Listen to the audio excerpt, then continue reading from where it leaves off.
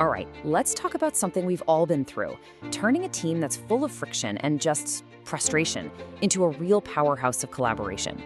How in the world do we make that happen? Well, let's dive in. So let's kick things off with a pretty big question.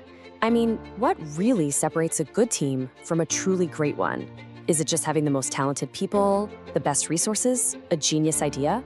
Turns out, the research points to something way more fundamental about how we actually work together. Okay, so before we can fix the problem, we've got to know what we're aiming for, right? And that goal, that ultimate prize, is something called synergy. So let's start by unpacking what that actually looks like.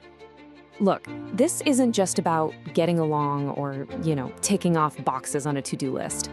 Real synergy is about creating something bigger, something way more innovative that no single person could have ever done on their own. It's that kind of magic moment where 1 plus 1 suddenly equals 3. So what does this awesome state of synergy even feel like? Well, it's built on 4 key pillars. You've got enhanced trust, where people actually feel safe enough to throw out crazy ideas. There's greater responsibility, where everyone truly owns their piece of the puzzle. You get stronger teamwork, where the whole group just moves in sync. And finally, there's this deeper commitment, not just to the project, but to each other. But here's the thing, getting to that ideal state, it's never a perfectly smooth ride. Nope. Every single team hits bumps in the road. And what's wild is that those bumps, they're actually a necessary part of the journey. Which brings us to the inevitable storm, navigating team conflict. And this right here, this is a huge mindset shift. Conflict isn't a sign that your team is failing. It's actually a sign that your team is, well, being a team. Any group of real people trying to get something done together is going to face conflict. It's just a natural and honestly a healthy part of growing.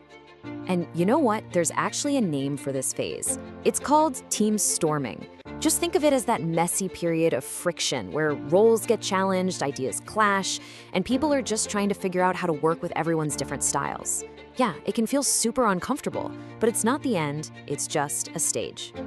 And this just lays it all out, doesn't it? It shows the choice every team faces when they're in that storm. Over on the left, you've got the team that's totally stuck. Low trust, finger pointing, progress is ground to a halt, it's just miserable.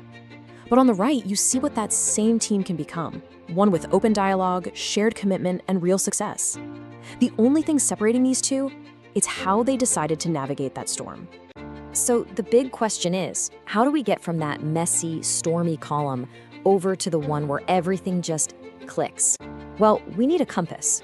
And that compass, that tool that guides us through it all, it's communication. It is the single most important tool for steering a team right through the heart of the storm. It really all boils down to this one simple idea. If you want to succeed, you absolutely have to communicate effectively. It's not some nice-to-have soft skill, it is the foundation. It's everything. But hold on, what does effective communication even mean? Because it's not just about status updates in an email, right? The research actually highlights 2 really interesting words, effective and fun. This is all about communication that builds a real, genuine human connection. It's about creating an environment where people trust each other enough to be open, to be honest, and to get creative. Okay, so let's get practical. Here's your 3-step path to get through that storm. Step 1, acknowledge it. Just stop pretending the conflict isn't there and accept that this whole storming thing is normal. Step 2, communicate. Actively, consciously make an effort to talk and to listen. And finally, step 3, use that communication to build back that synergy, to forge the trust and commitment you need to get everyone pointing in the same direction again. So if you take away one thing, let it be this. The storm is coming. Conflict is going to happen. The difference between a team that falls apart and one that totally crushes it is the ability to see that conflict not as a roadblock, but as a genuine opportunity for growth. That, right there, is the key to unlocking real success. And that kind of leaves us with a final thought to chew on. Thinking about your own team right now, what's just one communication method, maybe something new, maybe something a little more fun, that you could bring to the table tomorrow to start building that connection? Thanks so much for tuning in.